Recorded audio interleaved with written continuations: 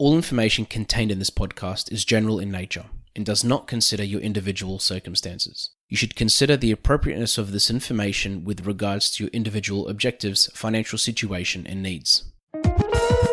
Welcome to Sharing More Than the Sheets, a podcast to help you and your partner make better financial and lifestyle decisions so that you can both focus on the things that you love.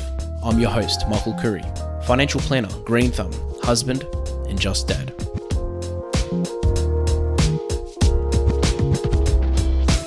This segment is called Michael's Magic Moment.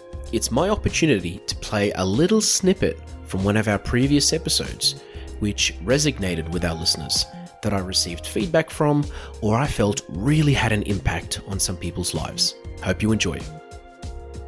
In this installment of Michael's Magic Moment, we go back to an episode where I talk about being honest with yourself and why it's so important.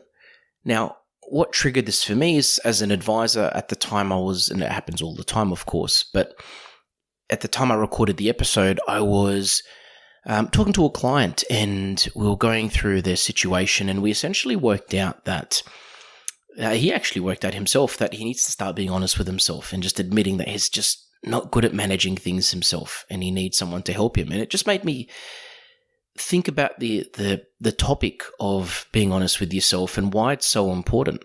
For me, I'm all about personal growth. I'm all about growth as a person, growth as, whether it's career-wise, whether it's personal life, whatever it may be, just being confident enough to look at yourself and to be honest with yourself and to grow and become better. And we'll get to the episode in a moment, but I touch on a few things, and one of them is the fact that as a human being, if you're honest with yourself and you can understand your strengths and weaknesses, you can know what to work on. You can know what things you need help with. You know what things you're not going to be perfect at, and this helps you develop as a person. And when we're talking about money, it helps with that side of things as well, because you might be a great saver but a terrible investor, or a great investor but a terrible budgeter.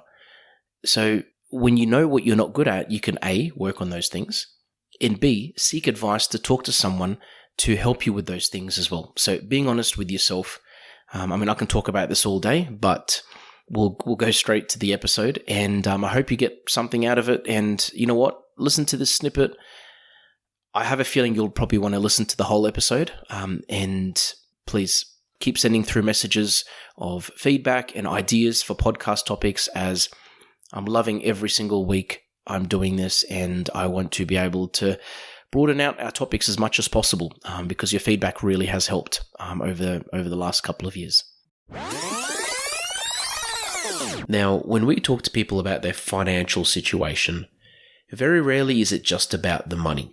Other things come in, like their goals, what they want to work towards, what they like, what they hate, and also the things that they want to work on personally.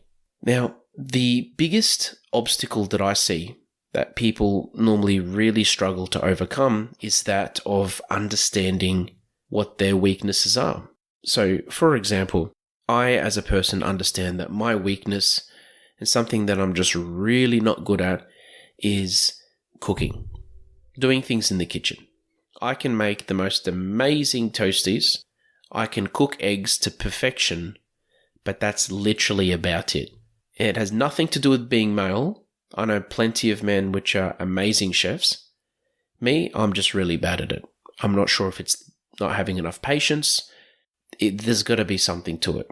Or maybe it's just that I haven't given it enough time to perfect that particular skill. But it's just something that I understand I'm not good at.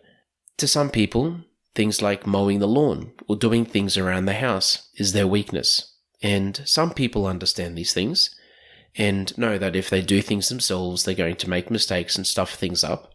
And we've talked about this before in an episode about DIY earlier in the show. I believe it was about 6 months ago. Now, unfortunately, there are many people that don't understand or don't accept their weaknesses. And personally, I'll be the first person to put my hand up and say that sometimes I'm not honest with myself, and it takes a while to actually convince myself that I'm not good at something that I've probably been trying to become really good at for a really long time. Being honest with yourself is more than just about understanding strengths and weaknesses, but it's about understanding the things that take up the most brain power and those that take up the least brain power, or most energy or least energy. And understanding these things and being honest with yourself about what these things are is probably one of the most important steps for personal development, which also ties into the financial side of things. When I see clients for the first time, I find it very amazing that those that are already there, being from a self-awareness perspective, that understand what they're good at, what they're not good at, what they need to work on, I find that these people, they achieve their financial goals a lot faster than those that are the opposite, that feel like they're really good at everything. They don't really need advice, or they don't really need somebody there. They're just there because they were told to, or because it's something they probably feel like they should be doing.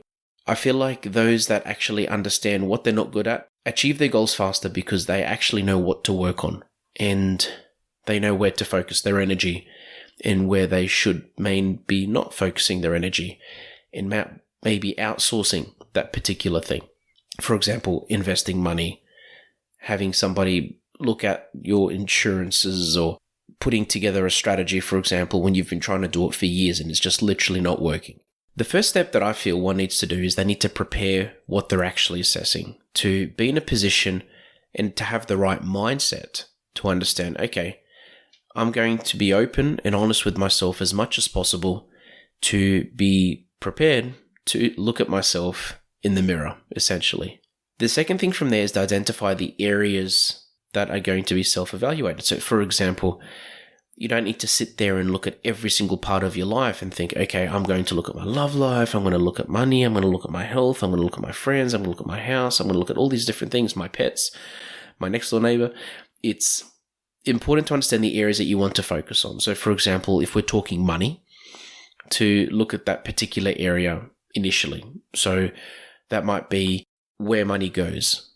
Why does it go there? Where does money come from? How often does it come from this particular place?